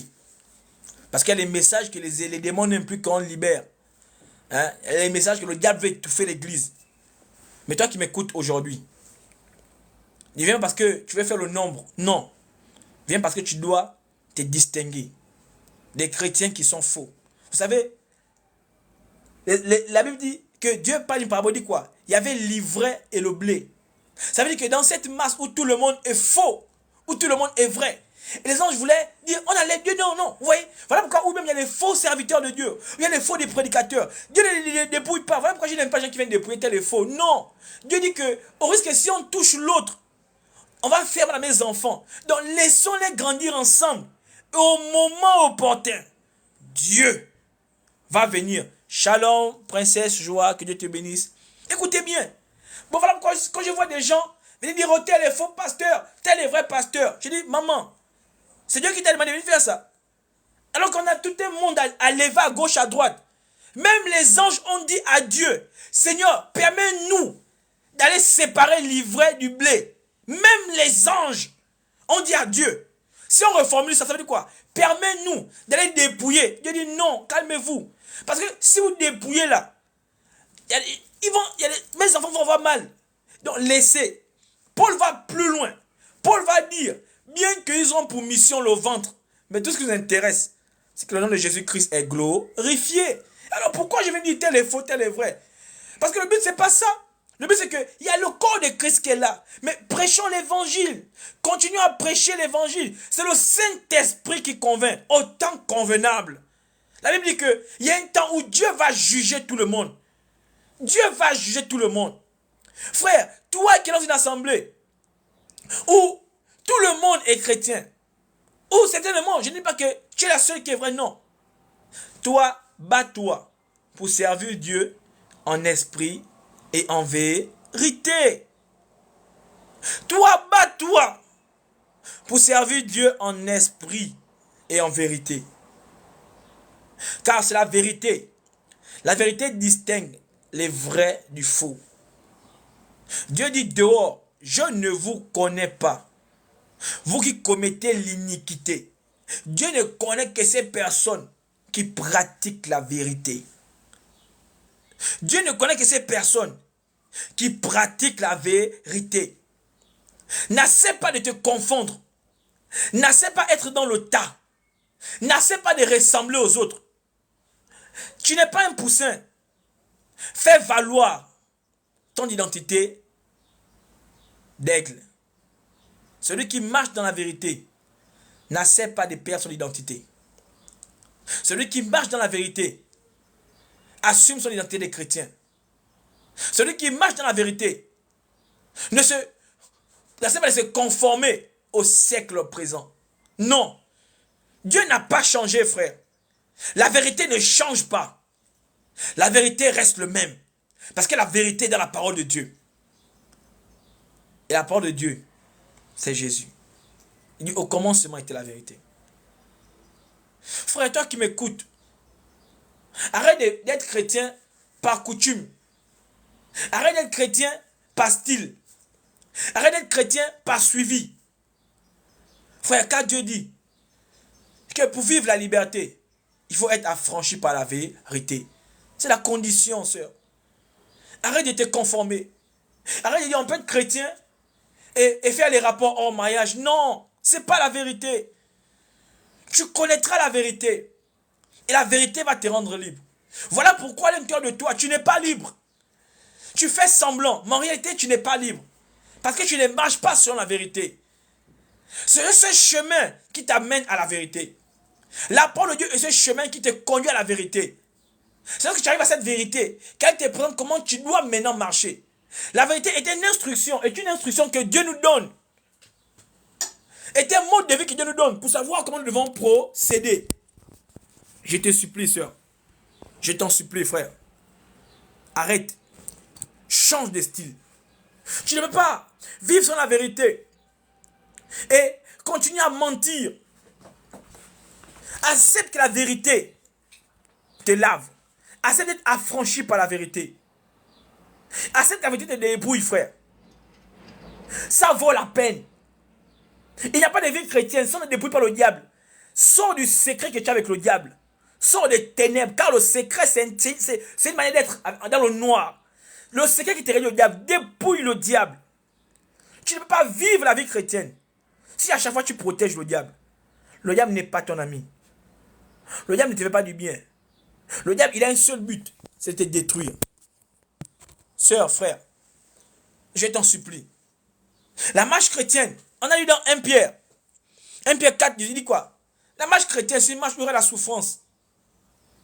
Frère, mais n'accepte jamais de perdre ton identité. N'accepte jamais de te conformer au siècle présent. Si on doit t'insulter encore de Jésus, d'ailleurs, ceux qui sont dans la vérité ne sont pas toujours acceptés. Dans Matthieu 10, il dit que je suis venu dans le monde où le père ne va pas s'entendre avec la fille. Mais à cause de quoi? Parce que dans la famille, celui qui est véridique, il n'a pas beaucoup d'amis.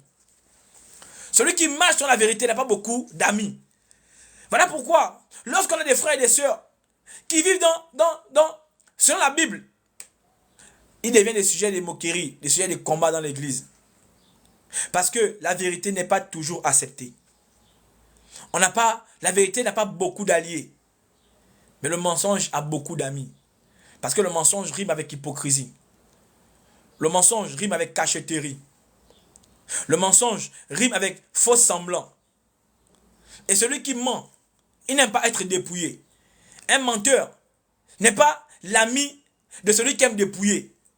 Un menteur n'est pas l'ami de celui qui aime exposer. Un menteur n'aime pas la lumière. Et beaucoup de chrétiens aiment venir à l'église, mais ils ont peur d'être dépouillés. Lorsqu'il y a encore des hommes de Dieu qui sont vrais, qui dépouillent, ils sortent de ces églises. Parce qu'un menteur veut suivre Jésus, mais avec son secret dans la poche. Un menteur veut suivre Jésus, avec son secret dans la bouche. Un menteur veut suivre Jésus, avec son péché caché dans le cœur. Non, frère. La vérité filtre non seulement le physique, mais aussi l'intérieur. Car Dieu a dit hypocrite. Car avant de soigner l'extérieur, il faut d'abord soigner l'intérieur. Et beaucoup sont faux dans l'intérieur. La vérité, ce n'est pas ton extérieur que tu reflètes. La vérité, c'est ton intérieur. Beaucoup, ils ont compris que pour mentir les gens, il faut porter le nom de Dieu. Tu vas voir un nom d'une personne. Dieu est vivant. Mais son contenu ne reflète pas ce que son nom dit. Un menteur, c'est quelqu'un qui est dans le faux. C'est quelqu'un qui peut usurper même un faux nom. Mais le nom qu'il usurpe, c'est un usurpateur. Ne coïncide pas avec les contenus qu'ils disent. Mais ils ont pris ça d'où? Mais de leur père le menteur. De leur père le diable. Où le diable a dit que tu peux t'appeler prophète. Et continuer à coucher les femmes en désordre. Où le diable a dit que tu peux t'appeler pasteur. Et continuer à escroquer les gens. Où le diable les a remplis de tellement de fausses doctrines. Qu'ils ont pris ça. Et ils ont imposé ça, comme on a dit dans la Bible, aux personnes avec la mentalité faible. Frère, la vérité n'est pas pour les gens qui sont faibles. La vérité, c'est pour les gens qui sont forts. Jésus a dit que le royaume de Dieu appartient aux violents. La vérité n'est pas pour les gens qui sont faibles. La vérité marche avec les violents. Parce que accepter de vivre le dépouillement, c'est accepter de mourir. Frère, quelqu'un qui n'est pas mort ne peut pas vivre sans la vérité. La vérité n'appartient pas aux vivants sur la chair. La vérité appartient à ceux qui sont morts sur leur chair. Car Dieu cherche ceux qu'il adore en esprit, donc ceux qui sont morts de la chair, mais qui vivent par l'esprit. Car l'esprit a pour ami la vérité. Mais nos églises, beaucoup sont remplis de la chair. Ils ne sont pas encore morts en eux. Voilà pourquoi lorsqu'on les regarde, c'est le sujet des scandales. Parce que l'esprit ne scandalise pas. C'est la chair qui scandalise. Beaucoup sont chrétiens. Beaucoup ne sont pas vrais. Ils sont chrétiens pour les hommes. Parce que être chrétien, c'est la mode. Être chrétien, c'est un slogan. Être chrétien, c'est un design. Un chrétien, c'est une appartenance. Bonjour Rose Morgan, j'espère que tu vas bien. Être chrétien, c'est un buzz. Ça devient des buzzmatiques. Mais beaucoup ne sont pas vrais. Et si tu n'es pas vrai, tu n'as pas pour père Dieu. Tu as pour père le diable. Tu as pour père le diable. Car le diable n'est pas ami de la vérité. Vous avez vu que le monde est entouré du mensonge. La politique est entourée du mensonge. L'église est entourée du mensonge. Voilà pourquoi le diable, lorsqu'il prend Dieu, il l'amène sur le toit du temple. Mais pourquoi il amène Dieu sur le toit de l'église? Pourquoi il amène Dieu sur l'église? Pour dire que l'église était déjà remplie du mensonge. Pour dire à Dieu, fais comme l'église. Et sœur, ne fais pas comme les autres. Tu n'es pas les autres. Ne marche pas comme les autres. Les autres qui t'ont dit que non, tu sais la sœur, tu peux être trop spirituel, tu peux être chrétien, ça arrive, tu as ton petit combat, vous faites tes rapports, vous demandez pardon à Dieu. Sœur, ne fais pas comme les autres. Au ciel, le diable a réussi à entraîner un tiers des anges. Ça veut dire que dans l'église, ils ont la même mentalité que leur père. Ils savent entraîner dehors. Ils ne vont pas mener dedans. Ils aiment faire sortir. Mais ne les suis pas. Ne les suis pas. Quand tu as rencontré Dieu, c'est Dieu qui t'a convaincu. Alors ne sais pas qu'un homme te convainc pour te détourner de la vérité. Car la vérité a ses adversaires. Des personnes qui naissent pour détourner la vérité. Des prédicateurs qui sont venus pour scandaliser l'église. Qui sont venus pour scandaliser les brebis. Parfois les brebis ne savent même plus qui écouter. Ils ne savent même plus où aller. Parce que là l'autre dit là-bas c'est faux. Là-bas l'autre dit c'est vrai. Selon ce qui les arrange. Ils prêchent la piété. Mais ils ne vivent pas la piété. N'écoute pas les prédicateurs qui t'induisent. Frère, sur la Bible, écoutez, tout ce qui est dans le Nouveau Testament vient compléter l'Ancien Testament. Donc, un pasteur qui parle de l'Ancien Testament, il faudrait même qu'il y ait une suite dans le Nouveau Testament. Ils prennent les parties, les arrangent. Ils vont lire la partie où Dieu va dire, je prends un exemple. Ils vont dire que, mais pourquoi tes disciples ne jeûnent pas? Et Dieu va dire, oui, mes disciples ne jeûnent pas maintenant. Et ils vont te dire, tu as vu, non? Le jeûne, c'est pas bon. Mais ils ne vont pas lire la suite où Dieu dit quoi? Que quand les pouvoirs être enlevés, ils vont continuer à jeûner. Mais comme nous, on n'aime pas aussi connaître, mon peuple périt faute de connaissance. Ils vont te lire là où la Bible dit que Dieu a tout acheté. Dieu a grâce aux hommes sous la grâce. Mais ils ne vont pas te dire là où la Bible aussi dit que est-ce que je vais fouler la grâce de Dieu aux pieds? Ils ne vont pas te dire ça. Ils vont te dire que, tu sais, il faut boire. Ils vont prendre que le côté face de la pièce. Ils ne vont jamais te présenter le côté pile. Or, Dieu dit, la parole de Dieu a deux côtés. À gauche et à droite, c'est tranchant. Dieu a tout présenté l'un et puis l'autre. Voilà pourquoi Dieu a présenté toujours les choses de manière paire. Pour dire que où il y a le jour, il y a la nuit. Donc Dieu, lorsqu'il parle dans ce testament, il faudrait même qu'il vienne compléter avec le Nouveau Testament. Parce que Dieu ne fait pas les choses un. Dieu fait un avec l'autre. Il vient toujours compléter. Voilà pourquoi il n'est pas venu annuler la loi, mais il est venu accomplir. Dieu, c'est l'élément qui complète. Il ne laisse jamais à demi. Il vient compléter. Frère, arrête d'être un chrétien. Si tu n'es pas sur la vérité, tu n'es pas un chrétien, frère. Tu n'es pas un chrétien. Tu n'es pas affranchi par la vérité. Parce que la vérité triomphe du jugement. La vérité de Dieu marche à la miséricorde de Dieu. Dieu, c'est un Dieu miséricordieux. Mais Dieu est assis sur son trône, qui est basé sur la justice et sur l'équité. Et la justice a pour ami la vérité. Car le fondement de la justice est basé sur la vérité. Voilà pourquoi Dieu dit quelque part, ce sont vos paroles qui vont vous condamner. Parce que tout ce qui est juste, tout ce dont la justice se base, c'est basé sur ce qui est écrit. Voilà pourquoi le tribunal est relié au droit. Et le droit, c'est ce qui est écrit, les articles. Alors Dieu, qui est la parole, qui est juge, il juge sur sa parole. Car ces articles sont dans la parole. Et si tu ne marches pas selon sa parole, tu ne peux pas marcher selon la vérité. Non, frère. Excusez-moi. C'est se mentir. Tu ne peux pas être ennemi de la parole de Dieu et marcher selon la vérité. Non, ne nous trompons pas. Les œuvres sont loin de la vérité. Ce n'est pas les œuvres qui vont nous garantir aller au ciel. Non, c'est la vérité. Vous connaîtrez la vérité. Allons-y bien. C'est la vérité qui nous amène à la vie éternelle.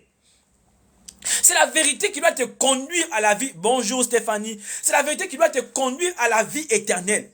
C'est la vérité qui doit te conduire à la restauration. C'est la vérité qui va te conduire au changement d'identité. Tu ne peux pas changer d'identité si tu n'acceptes pas d'être dépouillé. La vérité est l'élément incontournable. Voilà pourquoi Dieu est vrai. Dieu, c'est le seul Dieu qui est vrai. Voilà pourquoi c'est le seul grand Dieu. Il y a beaucoup d'autres dieux, mais les autres dieux sont faux. Lorsqu'on a pris Shadrach, Abel, et qu'on a dit, allez-y vous prosterner. Ils ont refusé de prosterner devant tout Dieu qui est faux. Écoutez ça, lorsque Pharaon a vu un songe qui a été révélé directement de Dieu, le diable ne pouvait pas interpréter ça. Parce que celui qui est dans la vérité, il y a des choses qui ne permettent pas que le mensonge voie. Et il fallait Joseph. Mais pourquoi Joseph? Parce que Joseph était dans la vérité.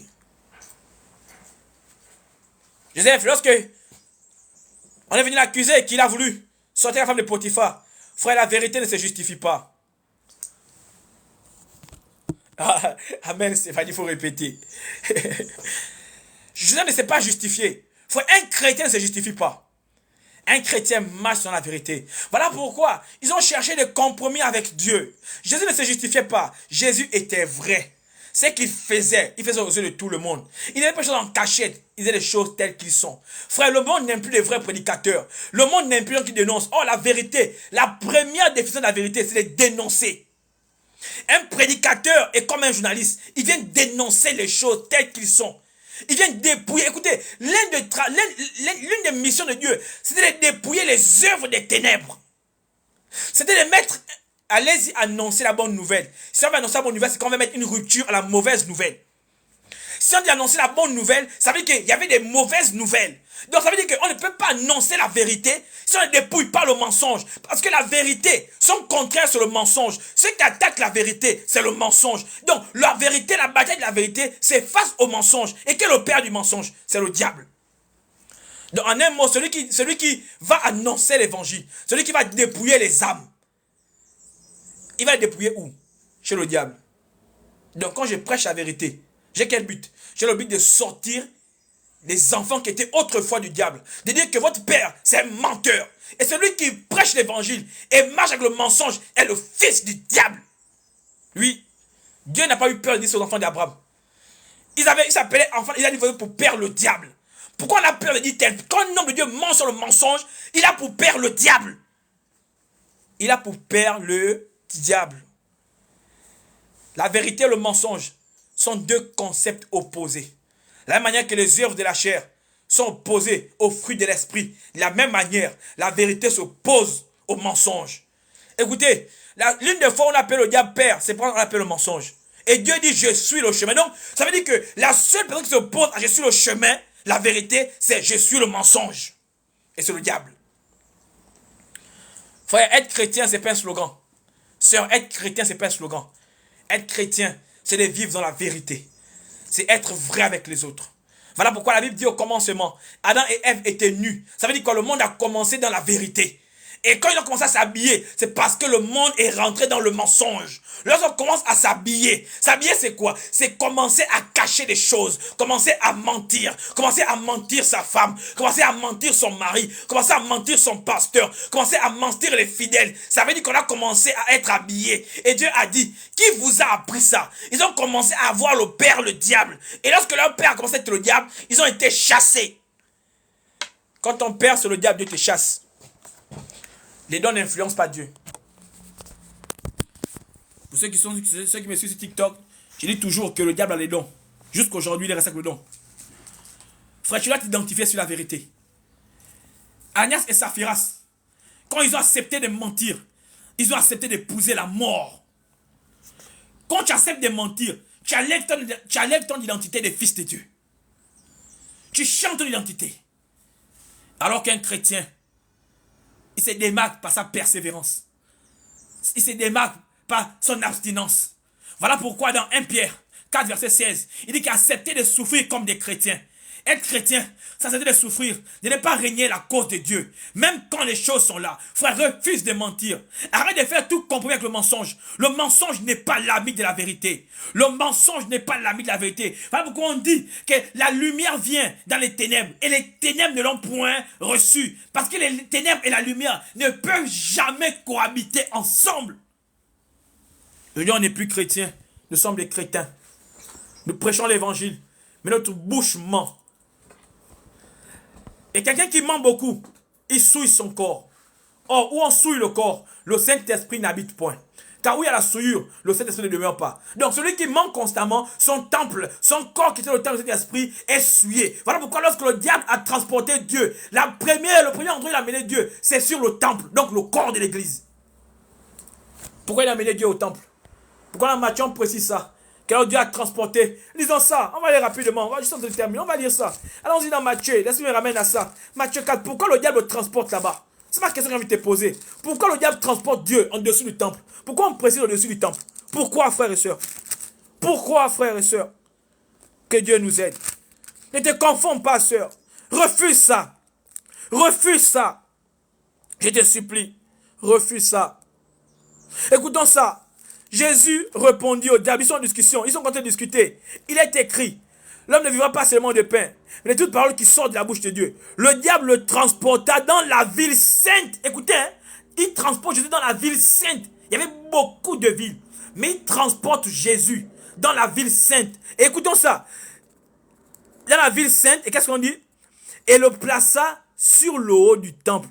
Et lui dit, donc c'est sur le haut du temple, qui dit à Jésus, si tu es le fils de Dieu. Donc pour dire quoi? Si tu t'appelles aussi chrétien comme eux, Si tu t'appelles disciple de Dieu comme eux, fais les choses comme eux. Frère, le diable va te transporter à cause de tes manquements. Il va te proposer des choses. Ne te compromets pas aux choses du diable. Le diable va te dire, frère, que tu es chrétien comme les autres. Mais ça ne veut pas dire que non, tu ne dois pas faire l'adultère. Refuse de commettre l'adultère. Le diable va te dire que tu es pasteur comme les autres. Commence à mentir à cause de l'argent. Refuse de mentir à cause de l'argent. Le diable va te dire que tu es prophète. Commence à escroquer les autres comme les autres. Refuse d'escroquer les autres comme les autres. Les hommes va te dire que sœur, tu es chantre. Ne gêne plus. Ne lis plus la Bible. Viens seulement chanter. Sœur, le diable va toujours te proposer des choses. Tu ne peux pas refuser ça. Tu ne peux pas refuser ce que le diable te propose. Mais tu peux refuser des répétitions d'identité.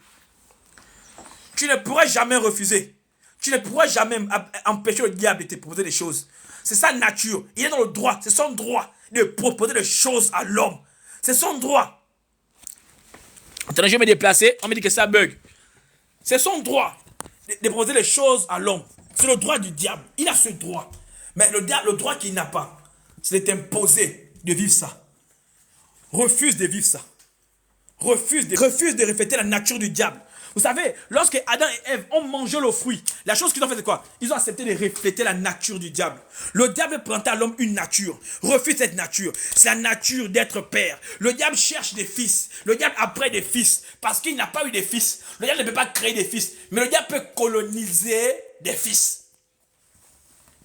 Frère, le diable ne peut pas créer. Le diable, il vient engendrer. Vous savez que même si toi et moi, on est les fils adoptifs de Dieu, nous rappelons-nous ça, n'oublions pas ça. Vous savez que le diable aussi peut adopter. Le diable est venu adopter Adam et Ève. Il les a présenté une nature. Refuse la nature que le diable va te présenter. Refuse que le diable te présente une nature. Sors de la nature du diable. Marche dans la lumière. La lumière, c'est la vérité. La lumière ne marche avec les ténèbres. Frère, refuse ça. La lumière n'a pas beaucoup de cavaliers. Le mensonge a beaucoup de cavaliers. La lumière n'a pas beaucoup d'associés. Voilà pourquoi la Bible dit qu'ils ont beaucoup d'autres dieux. Ils ont plein de dieux. Mais nous, on a un seul Dieu. Et c'est le vrai Dieu. Frère, ne suis pas la population. Ne suis pas la population. Ne suis pas le peuple. Ne suis pas la foule. Dieu n'est pas dans la foule. Dieu est dans la vérité. Arrêtez de courir après les hommes de Dieu. Arrêtez de courir après certains hommes de Dieu. Courez après Jésus. Courez après Jésus. Jésus, c'est le seul vrai. Il dit, je suis le bon berger. C'est le seul vrai bon berger. Frère, arrêtez de courir après les bons bergers. Le seul vrai bon berger s'appelle Jésus. Jésus est dans sa parole. Ne marche pas sur ce que ton pasteur te dit, mais marche sur ce que la parole de Dieu te dit. Parce qu'un vrai pasteur va te dire ce que la parole de Dieu dit. Frère, aujourd'hui, Agnès et Saphiras ont rempli l'église. Ils ont accepté d'écouter la créature au lieu d'écouter le créateur. Ananias savait que son père, son mari avait menti. Ananias savait, Saphiras savait que son mari avait menti. Ananias savait que le mensonge est du diable. Mais tant dans l'église, il n'a pas eu peur de mentir. Et nous sommes remplis dans les églises où le mari ment, la femme ment. Le mari est faux, la femme est fausse. C'est un couple de faux, des prédicateurs de faux, une église remplie de faux. Mais à cause de leur gloire, à cause de leurs privilèges, comme le diable, à cause de l'orgueil, à cause de sa priorité, ceux qui marchent dans la chair, ceux qui les intéressent, c'est leur nature, c'est leur témoignage, c'est leurs intérêts. Mais celui qui marche dans la vérité, son seul intérêt, c'est que Christ soit glorifié. Quelle que soit la honte qu'il va prendre. Voilà pourquoi Jésus n'a pas eu peur. Jésus n'a pas eu honte d'être dépouillé sur la croix. Aussi longtemps que la gloire de Dieu devait être élevée. Paul, dans Acte 26, Paul n'a pas eu honte de défendre l'évangile. Quel que soit ce que ça lui coûtait. Quand le diable dit dans 2 Corinthiens, le diable est venu se moquer de l'infimité de Paul. Paul s'en foutait. Parce que quand tu as la vérité, tu t'en fous qu'on te croit, qu'on ne te croit pas. Tout ce qui t'intéresse, c'est que Jésus est vrai. Parce que le diable n'est pas vrai. Que le monde ne croit pas en toi. Le mensonge ne peut pas croire en la vérité. Parce que où il y a la lumière, les ténèbres ne résistent pas. La Bible dit dans Psaume 1 que le pécheur ne résiste pas dans l'assemblée des justes. Un menteur ne résiste pas. La Bible dit qu'on va finir par les dépouiller. On va les reconnaître par leurs œuvres. Parce qu'à cause du temps, ils ne résistent pas. Le temps finit par définir, le temps finit par démontrer leur vraie nature, leur vraie identité. Mais toi, sœur, toi, frère, refuse de te conformer, refuse de marcher selon le monde présent. Je te supplie, sœur, je te supplie, frère, marche sur la vérité. La vérité fait mal, mais c'est la vérité. La vérité n'a pas beaucoup d'amis, mais c'est la vérité. Même si dans ta famille, tu es le seul qui est vrai, reste vrai, demeure vrai. Voilà pourquoi Dieu a dit, si vous demeurez, demeurer veut dire rester, veut dire résister, veut dire attendre. Écoutons ça. La Bible dit que le lépreux est resté attendre Jésus. On ne dit pas combien de temps ça a pris au lépreux. Mais lorsque Jésus est venu, il a été guéri. Je ne sais pas le nombre de temps que ça va te prendre. Mais c'est une chose, que la vérité triomphe toujours. Il y a un adage qui dit que la vérité marche lentement. Le mensonge court vite. Mais la vérité arrive avant le mensonge. Je ne sais pas le nombre de temps que ça va te prendre. Je ne sais pas ce que tu traverses aujourd'hui. Je ne sais pas quels sont les complots qui se lèvent contre ta vie. Je ne sais pas ce que le diable a. Je parle à cette personne actuellement qui vit des compromis. Je ressens ça maintenant. Là, je ressens ça dans mon esprit. Je m'adresse à une personne. Actuellement, tu n'es pas compris du monde. Tu n'es pas compris de ta famille. Tu es incompris. Et parfois, ça te fait mal parce que tu n'arrives pas à te justifier. Toi qui m'écoutes, sœur, je m'adresse à une fille. Toi qui m'écoutes, ne cherche pas à te justifier. La vérité a un patron. La vérité a un propriétaire. Et ce propriétaire, il saura se défendre. Voilà pourquoi Jésus, c'est notre avocat par excellence. Parce que c'est le seul qui connaît la vérité. C'est lui qui est la vérité. Je m'adresse à cette soeur maintenant, qui m'écoute très bien. Je vois ça maintenant dans mon cœur. Je vois comment le mensonge t'entoure. Le mensonge, les gens sont contre toi. Et ils mentent pour dénigrer ta personne. Mais regarde, et les yeux fixés vers Jésus. Vous savez, Naaman était combattu par le mensonge. Mardochée était combattu par le mensonge de Naaman. Pendant longtemps. Le tombeau était un mensonge qui a étouffé Jésus pendant 3 jours. Mais la vérité finit par sortir. Je te dis une chose. Laisse-moi te dire quelque chose. On ne peut pas étouffer la vérité. On ne peut pas étouffer la vérité. Écoute-moi bien sûr. On ne peut pas étouffer la vérité. Reste au pied de celui qui est la vérité. Reste au pied de celui qui est la vérité. Et au moment opportun, elle va triompher. Elle va triompher. Elle va triompher. La vérité a triomphé dans la vie de Joseph. La vérité a triomphé dans la vie d'Abraham. La vérité a triomphé dans la vie de Moïse. La vérité triomphe toujours. Reste connecté à la vérité. Le diable, c'est un perdant. Le mensonge n'a aucune victoire. Le mensonge vit dans l'utopie. Le mensonge vit dans le faux. Reste vrai. La vérité a triomphé dans la vie de Job. La vérité triomphe toujours. Quelle que soit la durée de la nuit, le jour finit par apparaître. Dieu n'est plus mort, sœur. C'est une bonne nouvelle que je t'annonce. Le mois de juillet, je vais maintenant déclarer que toute personne à qui la vérité avait le mensonge avait dévancé, que le mois de juillet, la vérité triomphe sur tout mensonge fait contre ta personne. Au nom de Jésus.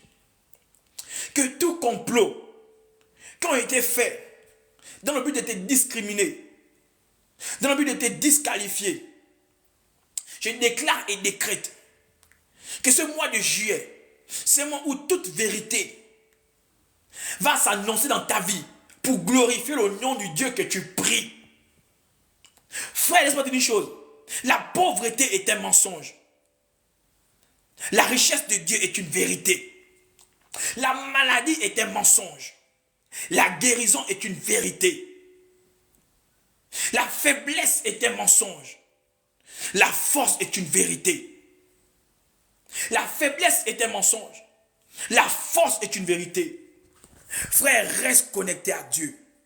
Quelles que soient les intempéries de la vie. C'est le Dieu, il est le même. C'est le seul qui est vrai. Il est le même hier, aujourd'hui, éternellement. Il n'a pas subi les influences du temps. Comme certains prédicateurs qui ont fait croire que l'évangile a changé. L'évangile a subi de l'influence. Non, frère. Le Jésus qu'on prêche est le même. Il n'a pas changé. Ne change pas ta nature pour les gens. N'accepte pas le compromis pour faire plaire aux gens. Frère, la vérité marche seule. Si tu essaies de marcher par la vérité, il dit à Pierre que celui qui perd ses soeurs, ses frères, la vérité va remplacer des soeurs et des frères. La vérité remplace toujours. Parce que l'une de ses définitions, c'est la restauration. Elle vient marcher, la vérité marche avec la restauration. Elle vient recoller les morceaux. Elle vient recoller ta valeur. Elle vient reconnaître ton identité. Elle vient redonner de la valeur. Voilà pourquoi Jésus a dit que je suis le commencement et je suis la fin. Celui qui marche avec moi n'aurait jamais soif. Celui qui accepte de perdre quelque chose, je viens rendre parce que c'est l'un des boulots de la vérité. C'est de restituer. Je viens déclarer et décréter que tout ce que le mensonge t'avait volé, que tout ce que le monde t'avait volé, dans tous les domaines de ta vie, au nom de Jésus, la volonté de Dieu, c'est ce que Dieu veut pour toi. On a dit que ce que Dieu veut pour toi, c'est ce qui est vrai. Ce qui est vrai, c'est ce qui est la vérité. Je viens restaurer maintenant toute vérité dans ta vie. Je viens restaurer maintenant tout ce que le mensonge, la ruse du diable t'a pris. Je viens restaurer maintenant tout ce que le mensonge t'a volé. Je viens restaurer maintenant tout ce que les ténèbres ont dévoré dans ta vie. Je viens restaurer maintenant tout ce que la colère avait ôté de ta vie. Maintenant que la vérité, Saint-Esprit, que tu restaures maintenant les vies. Elle veut dire que la vérité est que tu triomphes du monde. Père, que toute personne qui t'est triomphée par le péché, Père, tu as dit que tu es venu pour ôter. Avec la vérité, nous affranchis. Père, je te supplie, viens les ôter maintenant. Viens les ôter maintenant du péché. Père, ils veulent vivre une liberté. Et tu es mort pour que nous quittions des esclaves à la liberté. Et il n'est pas normal que nous vivons encore en étant esclaves. Parce que tu as tout payé. Père, je te supplie. Je t'en prie.